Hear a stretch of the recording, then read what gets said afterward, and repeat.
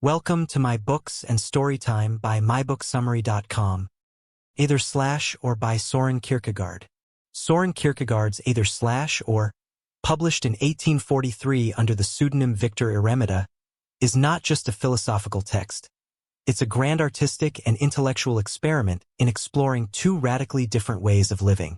On the surface, it presents itself as a collection of papers found in a mysterious desk, written by two entirely different personalities, each representing a different approach to life.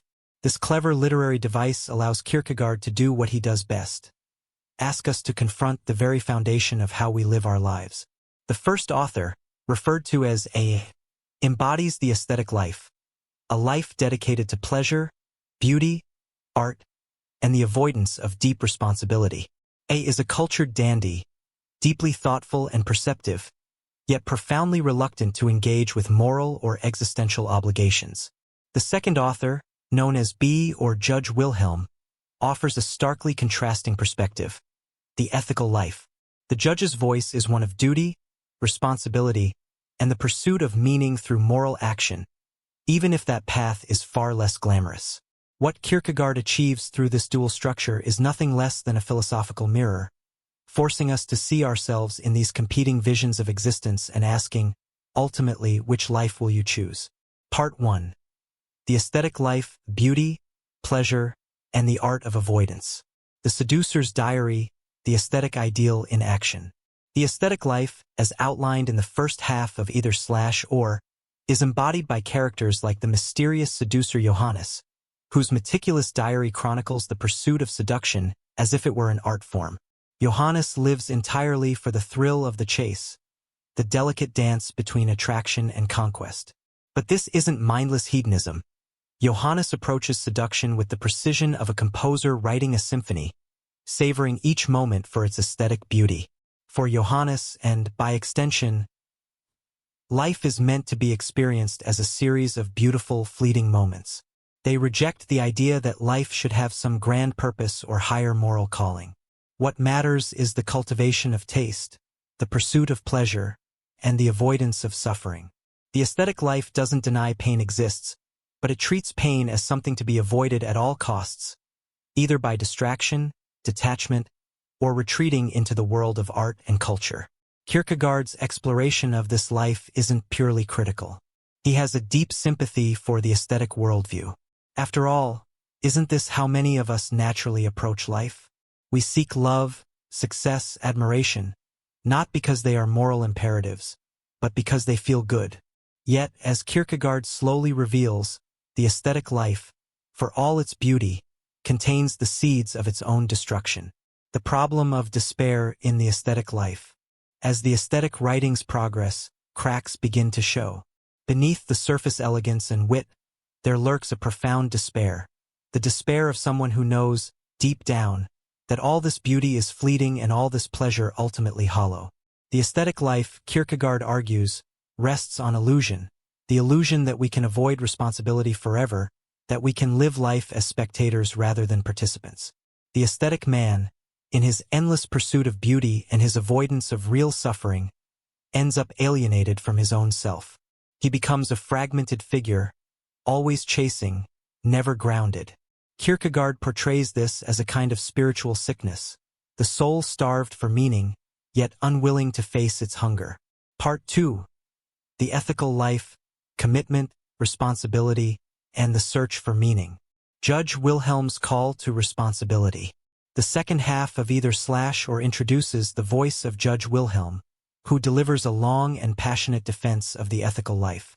Where the aesthetic man floats on the surface of life, the ethical man dives deep, embracing both the joy and the suffering that come from fully committing to life's responsibilities.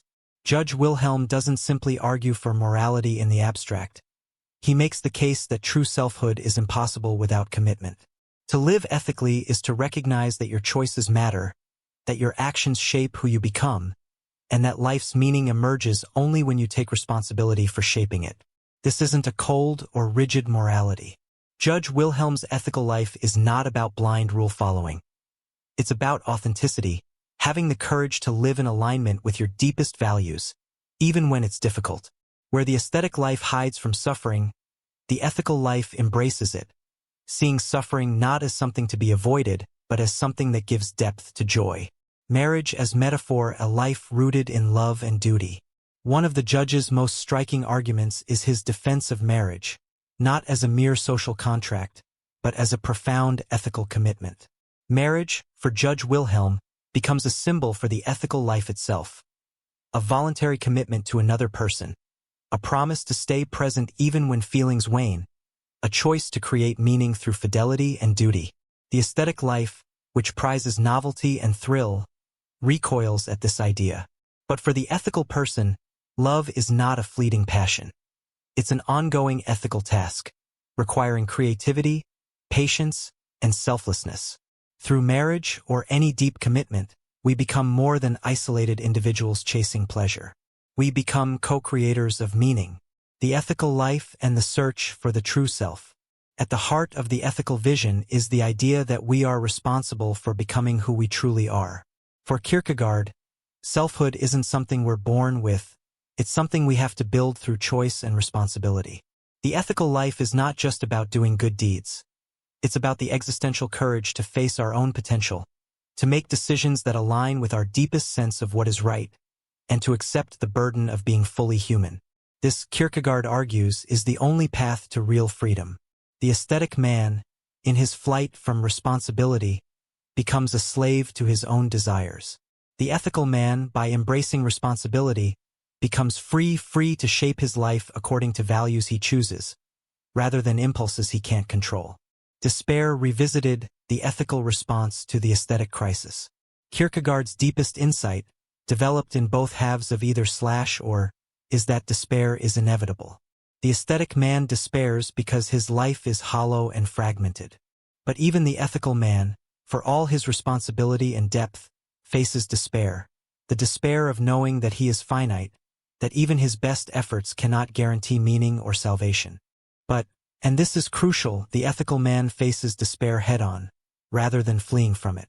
This confrontation with despair opens the door to a deeper possibility, the religious life, hinted at in the book's closing pages, where meaning is found not solely in human effort but in relationship to God. Either/or as an invitation, which life will you choose? Kierkegaard's ultimate purpose is not to present a dry theory, it's to force a personal confrontation. Either/or is not meant to be read passively. It's meant to make you choose. Will you live the aesthetic life, pursuing beauty but hiding from responsibility? Or will you choose the ethical life, embracing the burden and dignity of creating meaning through your actions? This stark choice, aesthetic or ethical, is what gives the book its title. There is no both/and in Kierkegaard's world. You cannot dabble in responsibility while living for pleasure. Ultimately, life demands a choice, and through that choice you shape not only your life but your very self. Conclusion, either/or and the modern soul. Either/or remains profoundly modern. Its diagnosis of aesthetic escapism feels eerily familiar in a world saturated with entertainment and distraction. Its call to ethical responsibility, to live with purpose and integrity, feels equally urgent in an era of ethical confusion. Kierkegaard's gift is that he does not lecture or preach, he dramatizes. Through the voices of A and Judge Wilhelm, we see our own struggles reflected, and are invited to make our own choice. Stay tuned for more enlightening content. Head over to www.mybooksandstorytime.com.